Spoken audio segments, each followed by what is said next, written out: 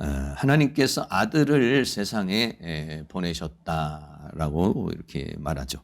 첫 번째로 아들을 보내셨다 그랬습니다. 아들을 이 세상에 보내셨다. 갈라디아서 4장 4절 말씀에 때가 참에 하나님이 그 아들을 보내사 여자에게서 나게 하시고 율법 아래 나게 하신 것은 그랬어요. 그래서 때가 찼다 이렇게 말했어요. 여기서 때라는 말이요, 헬라어로 크로노스라는 말입니다. 이 크로노스라는 말은 하나님이 정하신 어떤 그 기간 또는 시간, 또 때로는 계절이라는 뜻으로도 이렇게 사용되어지는 그런 말입니다. 그래서 때가 찼다는 것은 뭐냐면 구약에서 예수님에 대해서 예언을 했습니다. 창세기부터도 예수님에 대한 예언이 있어요. 그래서 하나님께서 이 땅에 메시아를 보내주실 것이다 라고 하는 예언을 하셨는데, 그 예언이 이루어지는 때를 뭐냐, 때가 꽉 찼다. 때가 꽉 차서 이제 그 예수님께서 이 땅에 오신 것이다.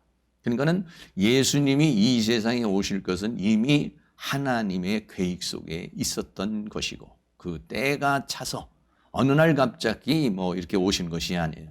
하나님이 이 인류 전체의 구원의 역사를 이루기 위해서 하나님께서 때가 차서, 때가 되어서 하나님께서 아들을 보내셨다 그랬어요.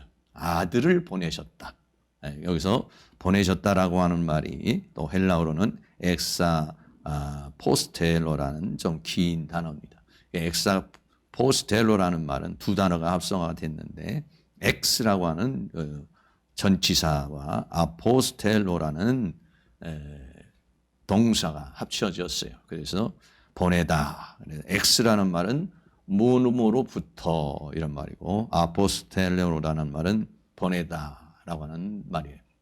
그래서 이 단어를 다른 말로 말하면, 오늘은 본문은 보냈다 이렇게 말했지만은 파송을 한 것이다라고 하는 그런 말이죠. 그래서 이 엑사포스텔로라고 하는 말은 뭐냐면, 왕이 어떤 자기의 신하 중에서 특사를 선택을 해가지고 왕이 전권을 맡겨가지고 보내는 것, 이것을 엑사포스텔로라고 그렇게 이야기를 해요. 그래서 성경에 보면 사도라는 말이 있죠. 사도라는 말도 아포스텔로에서 나온 말인데, 아포스톨로스라는 말이 사도라는 말이죠. 사도라는 말은 우리나라로 말하면 대사와 같은 그런 얘기입니다. 대사관엔 우리나라를 대표해서 다른 나라에 가 있죠.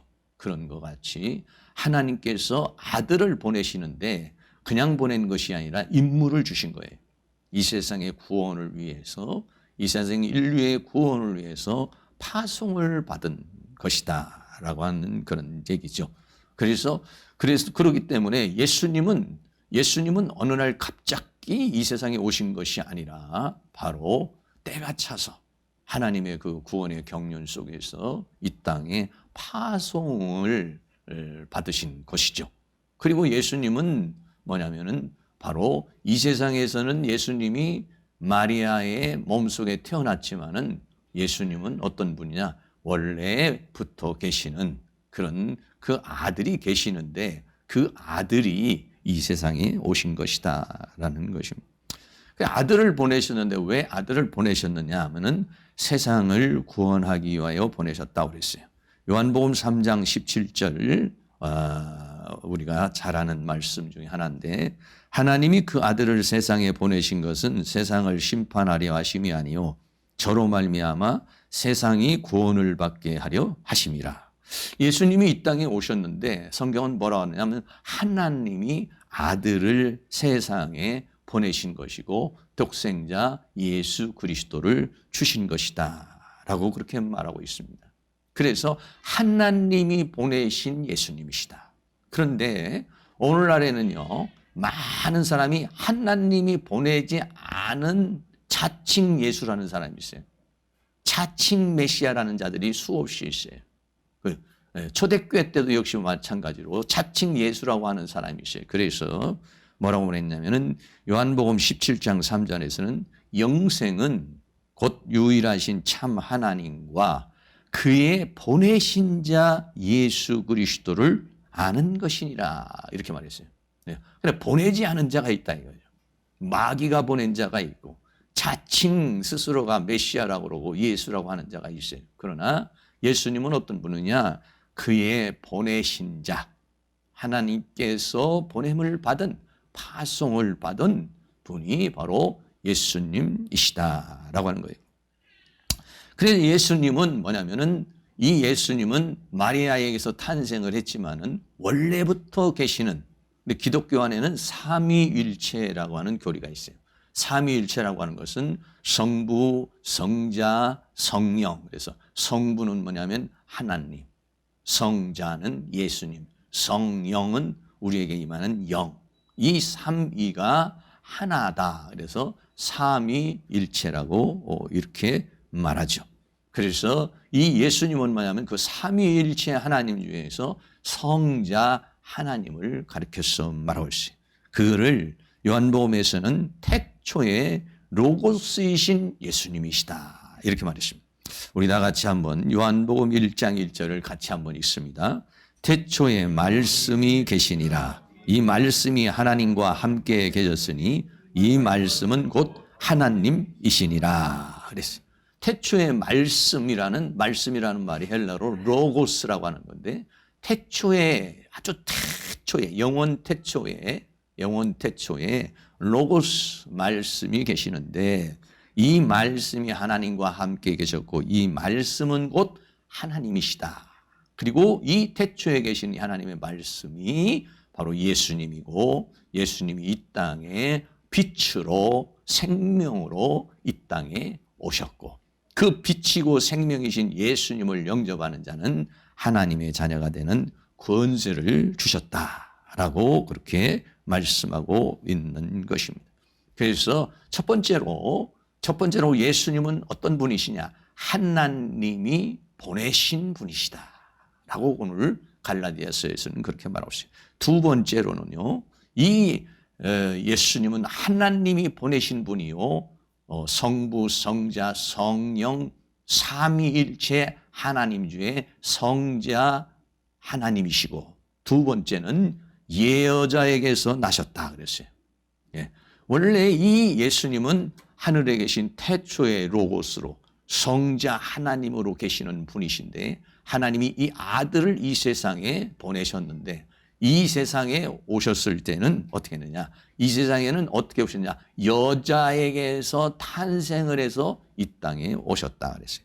갈라디아서 4장 4절에 때가 참에 하나님이 그 아들을 보내시는데 어떻게 오셨느냐? 여자에게서 나셨다. 이렇게 말했어요.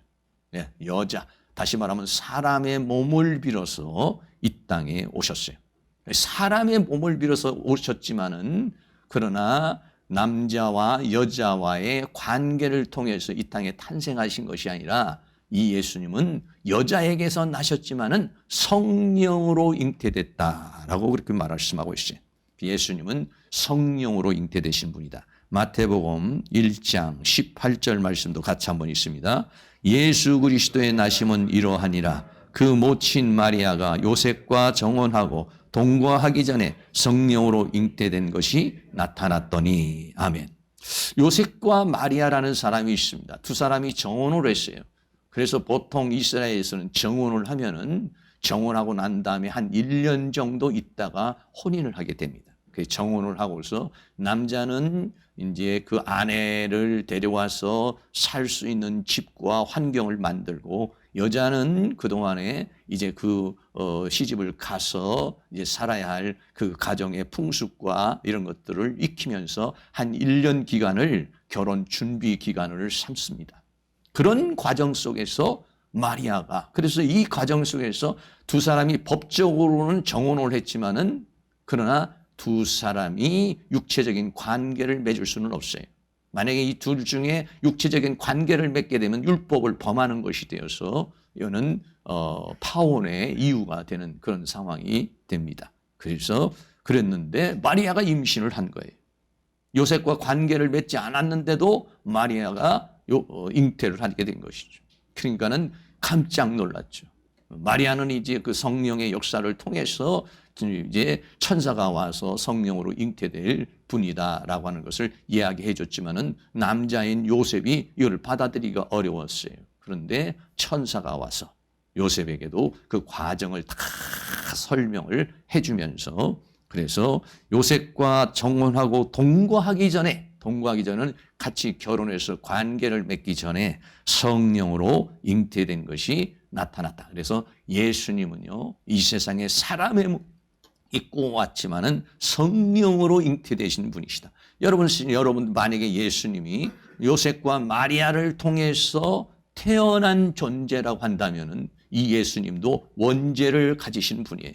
그런데 이 예수님은 하나님이신 그분이 여인의 몸을 통해서 사람의 몸을 입고 왔는데, 이 남자와 여자의 관계를 통해서 탄생한 것이 아니라 성령의 능력으로, 성령에 의해서 탄생하신 분이시다라고 하는 것입니다.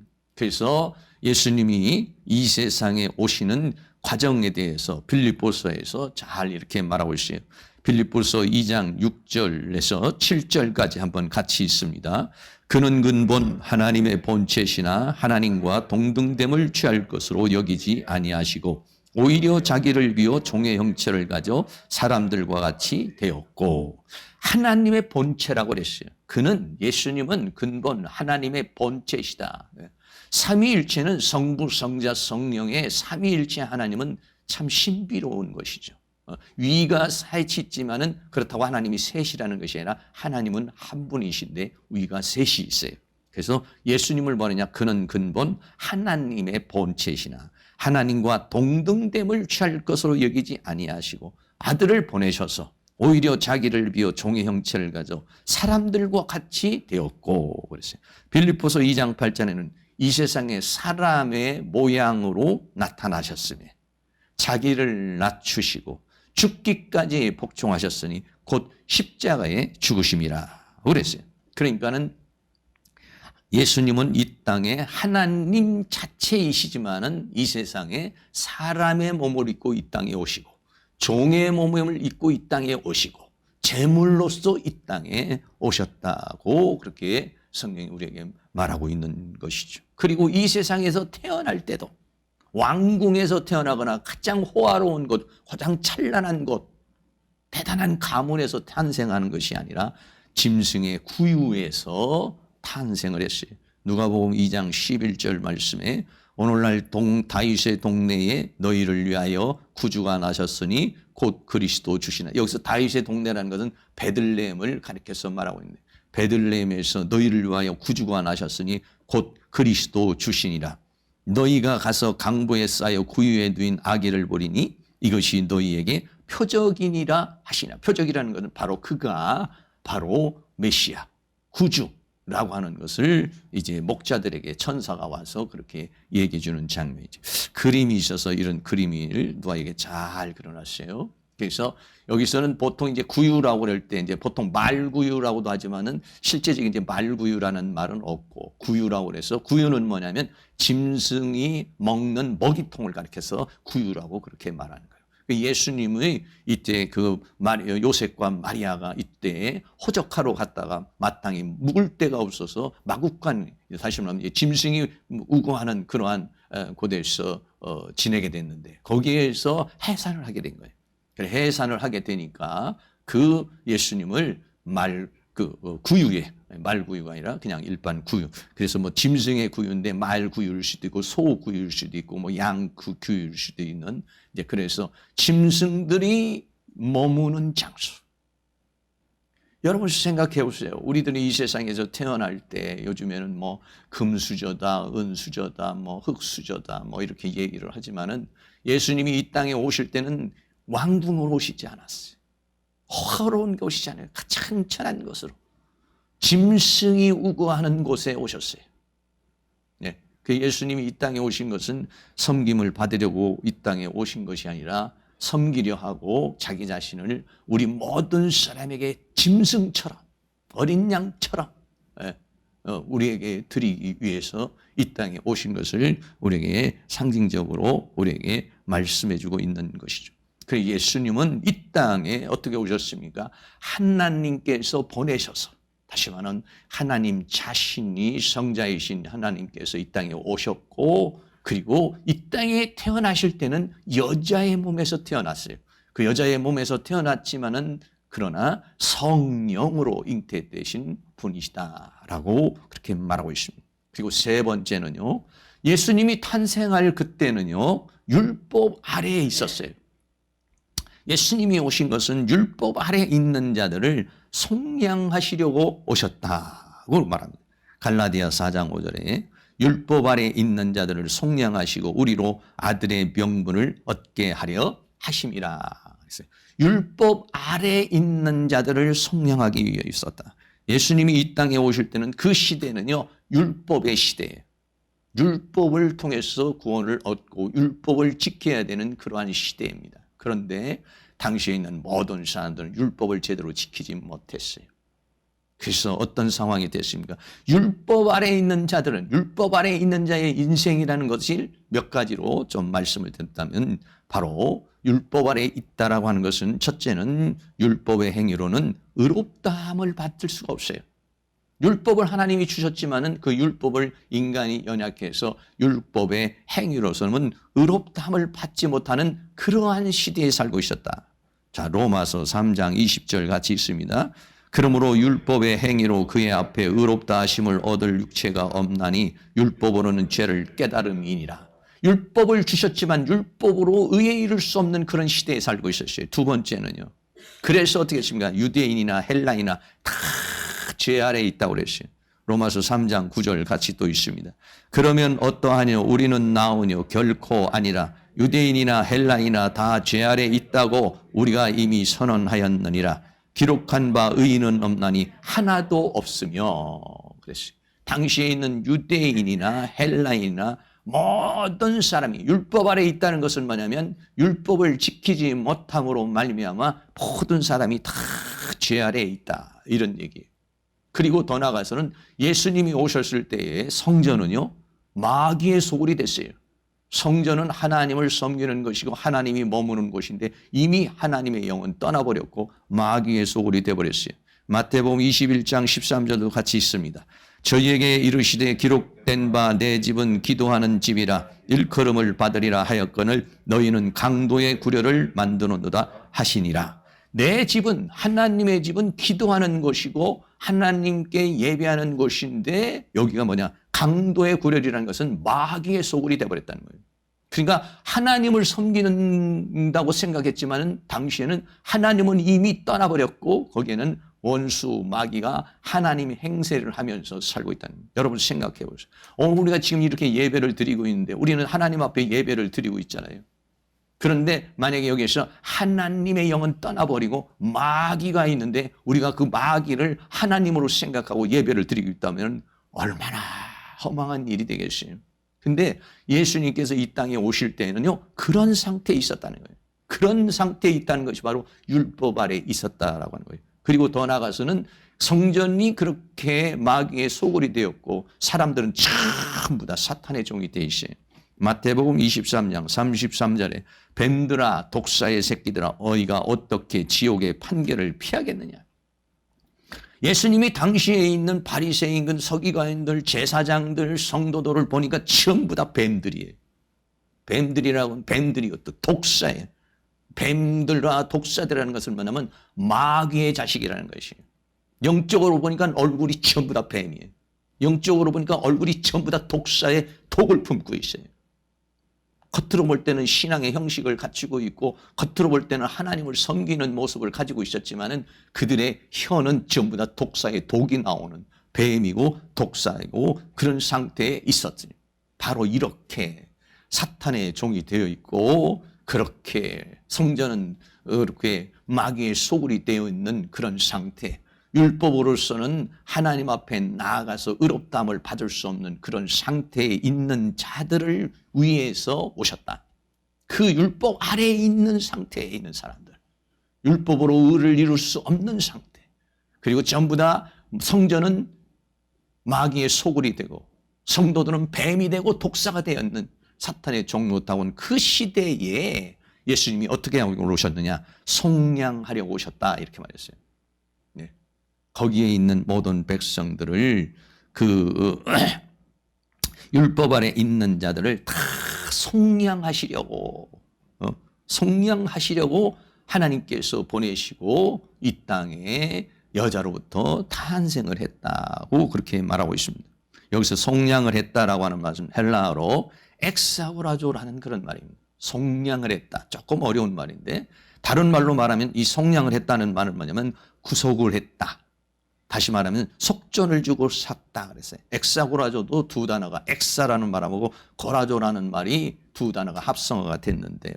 이 아고라조라는 말이 원래 뭐냐면 노예로 있는 자. 노예로 있는 자를 돈을 주고 노예에서 풀려나오게 하는 것. 그래서 종의 위치에 있는 사람을 자유케 하는 것이 뭐냐면 아고라조예요. 아고라조는 그래서 돈을 내는 거예요. 노예가 만약에 1,000만 원이다, 1억이다, 10억이다 그러면 그 돈을 주고서 그 노예에서 해방시켜주는 것. 이걸 아고라조라고 그래요. 다시 말하면 우리가 율법 아래의 종로로 타고 사탄에게 종로로 타고 있는 우리들을 속량하기 위해서, 거기서 구출해 주기 위해서, 거기서 구원하기 위해서 예수님께서 이 땅에 오셨다는 것입니다. 갈라디아서 3장 13절에도 마찬가지로 그리스도께서 우리를 위하여 저주를 받은 바 되사, 그리고 우리를 속량을 하시는데 사탄에게서 구원하시고 죄의 종, 마귀의 종에서 우리를 구원하시기 위해서 예수님께서 대가를 치렀는데 그 대가가 뭐냐면 예수님이 대신 저주를 받았어요. 나 대신에 예수님이 저주를 받고, 나 대신에 예수님이 형벌을 받고, 나 대신에 모욕을 당하고, 그래서 예수님께서 십자가에 죽으신 거예요. 그래서 저주를 받은 바들, 율법의 저주에서 우리를 속량하셨다, 우리를 구속하셨다, 우리를 구원하셨다, 우리를 구출하셨다. 고 그렇게 말씀하고 있어요. 그래서 고린도전서 6장 20절에는 값으로 산 것이 되었다 그랬어요. 아고라조라는 샀다 이런 말이에요. 값으로. 무슨 값입니까? 예수님께서 이 땅에 오셔서 나를 위해서 다 십자가에 못 박여 죽으시면서 내가 지은 모든 죄의 형벌을 다 당하셨다는 거예요. 피를 흘려주셨다는 거예요. 내가 왜 지옥에 가지 않고, 내가 왜 이제는 더 이상 사망의 종로로 다니고 죄의 종로로 타지 않을 수 있느냐면 예수님이 나 대신에 다 형벌을 받으신 거예요. 그게 뭐냐면 값을 치렀다는 거예요. 값으로 산 것이 되었으니. 그래서 예수 믿고 구원받은 사람은 예수 그리스도의 그와 같은 구속을 통해서 죄사함을 받은 것이고 구원을 받은 것이에요. 그러므로 너희의 몸을 하나님께 영광을 돌려라. 구원을 받지는 세상 사람들은 그래요. 왜 하나님께 영광을 돌려? 자기를 위해서 살고 자기 만족을 위해서 살지. 이렇게 생각하죠. 그러나 우리는 그렇지 않습니다. 우리는 구원을 받았어요. 누가? 예수님으로 인해서. 그분이 내 대신에 모든 형벌을 받고 채찍에 맞고 고통을 당하고 모욕을 당함으로 나는 그런 형벌을 받지 않는 사람이 되고, 나는 지옥의 형벌을 받지 않는 그런 사람이 됐어요. 그러므로 너무 은혜가 감사해서, 그래서 그런즉 너희 몸으로, 우리 몸으로 하나님께 영광을 돌리는 그런 삶을 살게 되는 것이죠.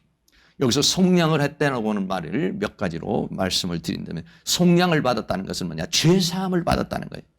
로마서 3장 24절 같이 한번 있습니다. 그리스도 예수 안에 있는 구속으로 말미암아 하나님의 은혜로 값없이 의롭다 하심을 받은 자 되었느니라. 구속이라는 것은 예수님이 대신 피를 흘리셨다라고 하는 거예요. 그래서 그 피로 인해서 우리가 죄사함을 받았다는 거죠. 그리고 두 번째는 뭐냐면 믿음으로 의롭게 됐다는 거예요. 로마서 5장 1절 말씀도 같이 있습니다. 그러므로 우리가 믿음으로 의롭다 하심을 얻었은지 우리 주 예수 그리스도로 말미암아 하나님으로 더불어 화평을 누리자. 믿음으로. 예수님이 오는 당시에는 율법을 지킴으로 의롭다함을 받았지만은 율법을 지켜서 의롭다함을 받을 수 있는 육체를 가진 인간이 하나도 없기 때문에 하나님께서 다른 방법을 주셨는데, 그게 뭐냐면 믿음의 법, 믿음의 의를 준 거예요. 뭘 믿느냐? 예수님이 나를 대신해서 십자가에 못 박혀 죽으신 것을 믿는 거예요.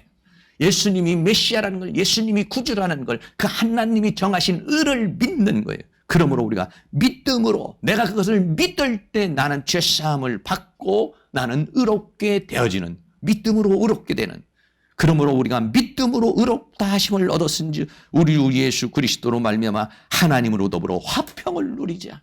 과거에는 내가 죄인이 됐을 때는 하나님과 원수가 되어 있었지만은 이제 내가 죄사함을 받고 용서를 받게 되니까 하나님과 화평을 누리고 이제 하나님의 은혜와 사랑과 축복을 받는 그런 사람이 됐다는 거예요. 속량을 받았다는 것은 이와 같이 죄사함을 받았다는 것이요, 믿음으로 의롭다함을 받았다는 것이요, 더 나아가서는 뭐냐면 죄와 사탄의 종에서 자유케 되었다는 거예요. 로마서 8장 2절 같이 한번 읽습니다. 이는 그리스도 예수 안에 있는 생명의 성령의 법이 죄와 사망의 법에서 너를 해방시켰다.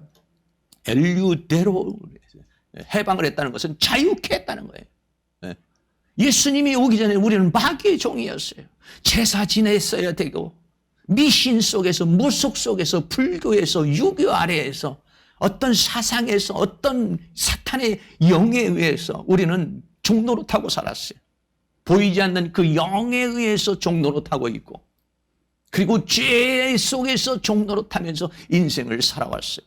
그런데 우리나라에 135년 전에 복음이 들어왔어요. 선교사들을 통해서 복음이 들어오고 하나님을 알게 되고 예수님을 알게 되니까 진리를 알게 된 거예요. 아, 이런 무속이 전부 다 가짜였구나. 이런 모든 것들이 사탄의 세계였구나. 우리가 엉뚱한 곳에다가 제사를 지내고 엉뚱한 데다가 감사하고 엉뚱한 것을 믿으면서 그런 사주팔자, 모든 관상, 이런 무속, 이런 거에서 사로잡혀서 내 인생이 살아왔구나. 그거를 우리가 예수님이 아니면 알 수가 없어요. 그리고 성경이 아니면요, 성경이 오지 않았다면 알 수가 없어요. 하나님의 말씀이 아니면 알 수가 없는 거예요. 우리는요, 예수님이 오기 전에는 소경된 상황에서 살았고, 벙어리 된 상황에서 살았고,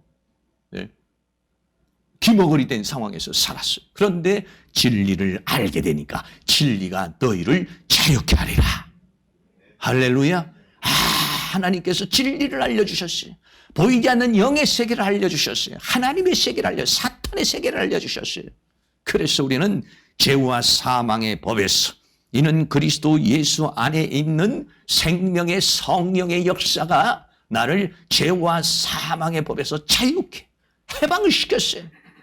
우리가 일제시대에 일본에게 압박을 당하다가 자유를 얻고 해방을 얻은 것처럼 그런 사탄의 세계에서부터 자유를 얻는, 그러려고 예수님이 이 땅에 오신 것은, 아들을 보내신 것은, 여자에게서 탄생하시고 말구유에 탄생하신 이 성탄절은 바로 나를 이 죄와 사망의 사슬에서 끊어서 생명의 성령의 법 안에서 자유를 누리고 마음껏 하나님의 은혜와 사랑과 축복을 받게 하려고 이 땅에 오신 것이다.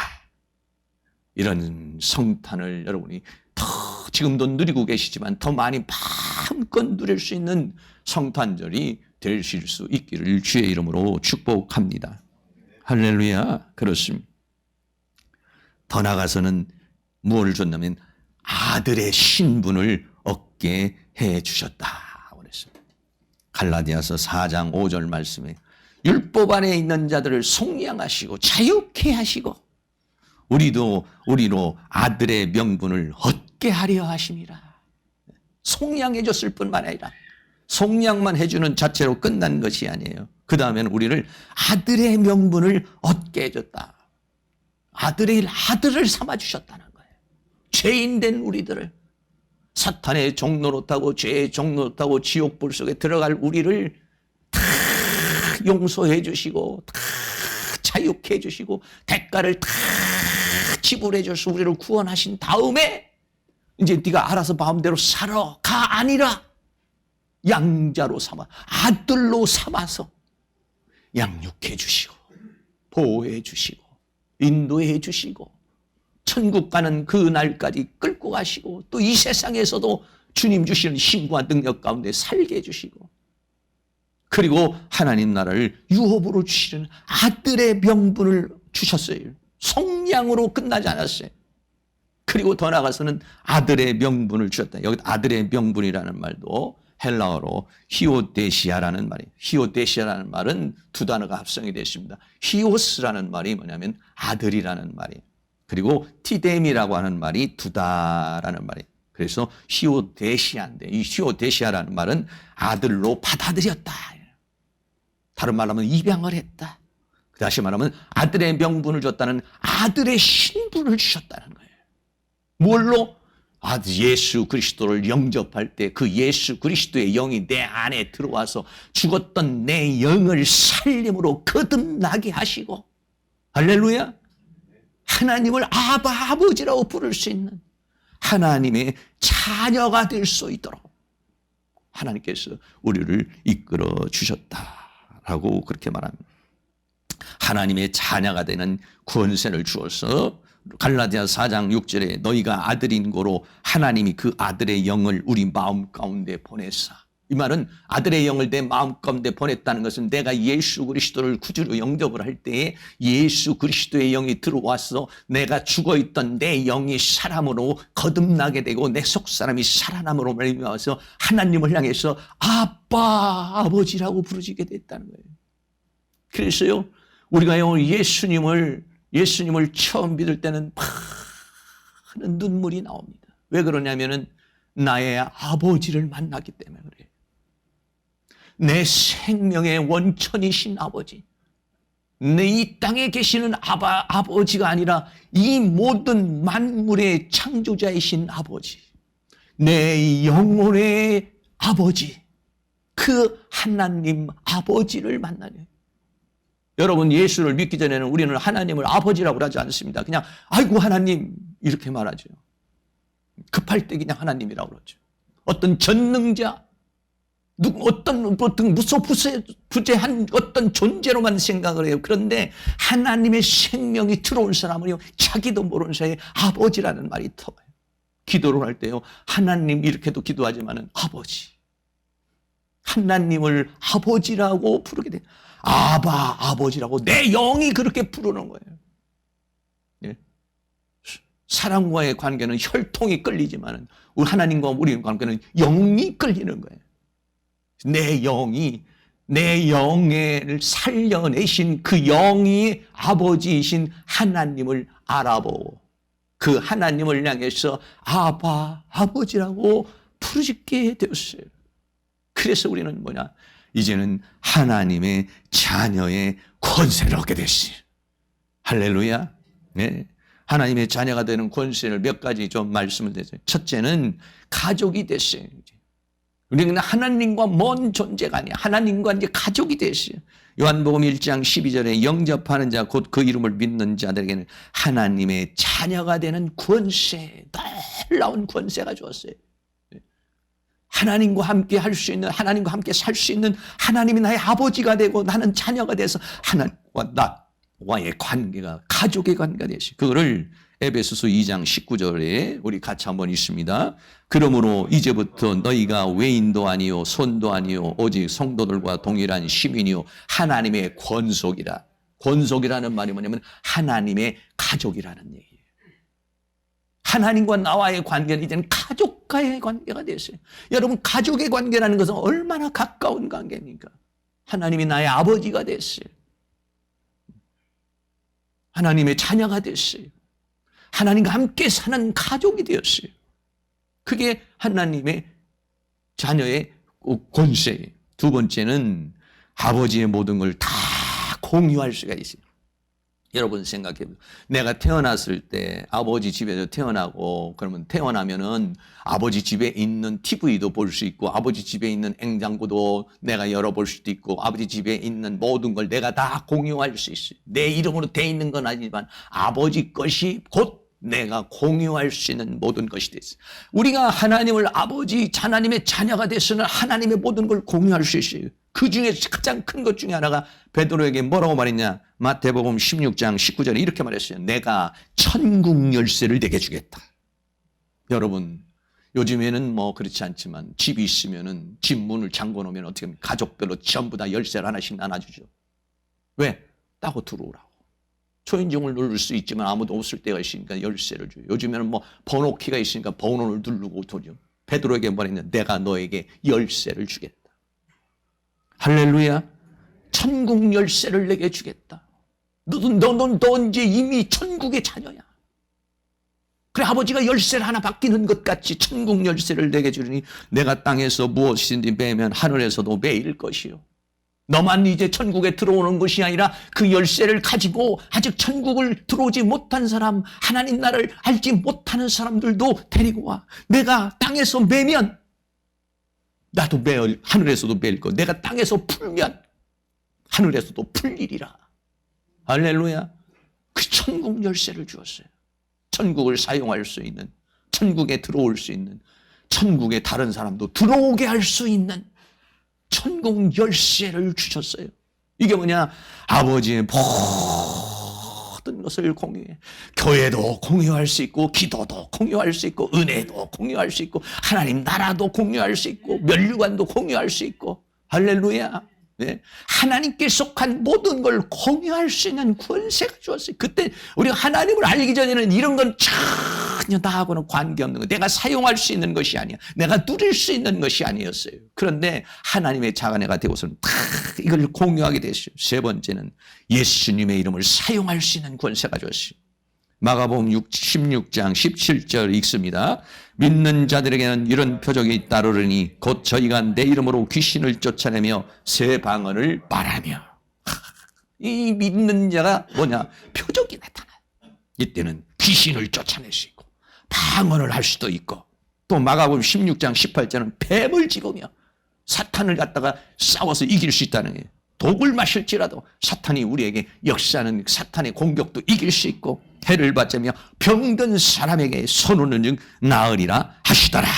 그래서 우리는 병든 사람을 위해서 있으면 기도해 주는 거예요. 귀신이 들린 사람이 사탄의 영이 역사하면 기도해 주는 거예요. 뭘? 오늘 말씀을 의지해서 믿는 자에게는 이적은 표적이 따르니 저희가 내 이름으로 귀신을 쫓아내며. 우리 여러분, 우리가 예수 믿기 전에 어떻게 그렇게 말할 수 있어요? 귀신이 들린 사람, 사탄의 영이 역사하는 사람에게 어떻게 접근할 수 있고, 어떻게 내 이름으로, 내 명령으로 무엇을 할 수가 있겠어요? 근데 예수 믿은 사람, 하나님의 자녀가 된 사람은 권세가 주어졌어요. 예수 그리스도의 이름을 사용할 수 있는 권세. 내 힘으로는 안 되지만 예수 그리스도의 이름으로 명하노니 더러운 귀신을 떠나갈지어다. 사탄은 떠나갈지어다. 악한 영의 세력은 떠나갈지어다. 더러운 영들은 떠나갈지어다. 명령할 수 있어요. 그리고 병든 사람, 감기가 됐든 어떤 병든 암병이 됐든 이 세상에 치유할 수 있는 모든 병이라도 하나님 아버지 치유하여 주시옵소서. 질병은 떠나갈지어다. 병만은 떠나갈지어다. 여러분, 우리가 예수 믿기 전에 어떻게 감히 그렇게 말할 수가 있었겠습니까? 병이 오면 꼼짝없이 약국이나 병원 밖에 더 가겠습니까? 그러나 예수 믿은 사람은 명령할 수 있어요. 위장은 튼튼해질지어다. 대장은 튼튼해질지어다. 눈은 밝아질지어다. 내 몸은 강건하게 될지어다. 내 안에 있는 질병은 떠나갈지어다. 내 안에 있는 모든 세포 조직은 강건해질지어다. 내 뇌세포는 강건해질지어다.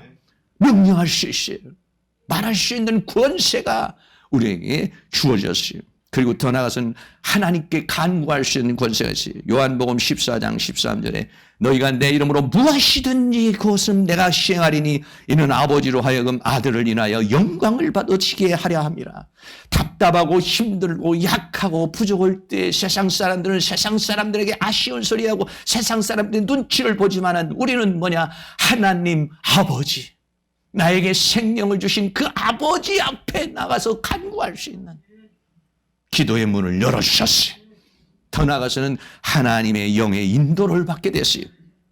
로마서 8장 14절에 무릇 하나님의 영으로 인도함을 받는 그들은 곧 하나님의 자녀라고, 아들이라고 말했어요. 하나님의 성령이 오셔서 우리를 이끌어갑니다. 요한복음 16장 13절에 그러하나 진리의 성령이 오시면 그가 너희를 진리 가운데로, 이제는 비진리 가운데가 아니라 이제 어둠 가운데 사망 가운데가 아니라 진리 가운데 생명 가운데 행복으로 그 성령이 나를 감동해서 나를 이끌어 주실 것이다. 그래서 이 세상을 승리하게 살게 하시고, 그리고 마지막에는 하나님의 나라를 상속해주는, 하나님의 나라를 유업으로 주시겠다고 그랬어요. 갈라디아서 4장 7절 말씀 같이 있습니다. 그러므로 내가 이후로는 종이 아니요 아들이니 아들이면 하나님으로 말미암아 유업을 입을 자니라. 우리가 천국에 들어가는 이유 중에 하나는 뭐냐면 하나님 아버지의 나라이기 때문에 아들이 유업으로 받아서 들어가는 거예요. 자녀는 아버지의 재산을 유업으로 받을 수 있는 상속권이 있어요.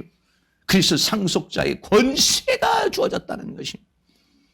다시 한번 이 자녀의 권세에 대해서 정리하면 가족이 되는 권세, 아버지의 모든 것을 공유하는 권세, 예수님의 이름을 사용할 수 있는 권세, 하나님께 간구할 수 있는 권세, 하나님의 영의 인도함을 받는 삶, 더 나아가서는 상속자의 권세를 받게 되는 것이, 이 모든 권세를 마음껏 누리라고 주님이 이 세상에 성탄하신 줄로 믿습니다. 어릴 적 어떤 그 우범 지역에 살고 있었던 한 소년이 있었습니다. 그런데 이 소년이 보고 배운 것이 도둑질이고 또 술이고 마약이고 폭력이고 그랬습니다. 근데 이 소년이 처음에는 점도둑으로 살다가 커가면서 큰 사기를 치게 됐어요. 결국은 경찰에 붙잡히게 되고 이 소년이 내려진 형벌이 뭐냐면 10억이라고 하는 엄청난 벌금이 이 소년에게 내려지게 됐습니다. 이 금액을 내지 못하면 젊은 시절 모든 세월을 감옥에서 보내야 되는 그런 소년이 있었습니다. 그 소년의 능력으로서는 도저히 낼 수 없는 그런 금액이고 감옥에서 살 수밖에 없는 상황이었어요. 그런데 그 상황을 본 판사가 자기의 재산을 팔아서 이 소년의 벌금을 대신 내주었어요. 그래가지고 이제 감옥살이를 하지 않도록 그렇게 속전을 주었어요. 이것을 뭐라고 그랬냐? 성경은 송양이라, 값을 지불해 준 것이다, 이렇게 말했습니다. 이 세상에 그런 사람들이 많이 있죠. 더러는 어떤 사람들이 곤경에 처한 사람에게 그렇게 해줍니다. 우범지대에 있고 범죄한 사람에게 또는 전과자에게 그러한 어떤 아량을 베풀고 선한 일을 해요. 그런데 하나님께서는 그걸로 끝나지 않았어요. 여러분, 이 판사가 이렇게 속량받은 소년을 그대로 돌려보냈다고 한다면 그 소년은요, 배운 것이 도둑질이기 때문에 또 그렇게 살아갈 수밖에 없게 되는 것입니다. 그래서 그 판사가 그 사람을 데려다가 자기의 양자를 삼았어요. 그리고 데려다가 가르쳤습니다. 못된 버릇, 나쁜 습관을 다 일일이 지적을 하면서, 그래가지고 여러분 그를 새로운 사람으로 만들어서 당당하게 사회에서 살아갈 수 있도록 이렇게 해주고, 더 나아가서는 그 판사의 그 재산을 그 자녀에게 물려주는 그런 삶을 살게 됐습니다. 여러분 생각해 보세요. 이 세상에 많은 사람들이 속량을 해줄 수 있지만은 그렇게 죄악 속에 파묻혀 있는 범죄한 자를 데려다가 자기 아들로 삼아가지고 그 사람을 고쳐서 사회의 당당한 사람으로 만드는 사람은 그렇게 많지 않습니다. 그런 일을 누가 하겠습니까? 그런데 하나님께서 오늘 그 일을 하셨다는 것이에요.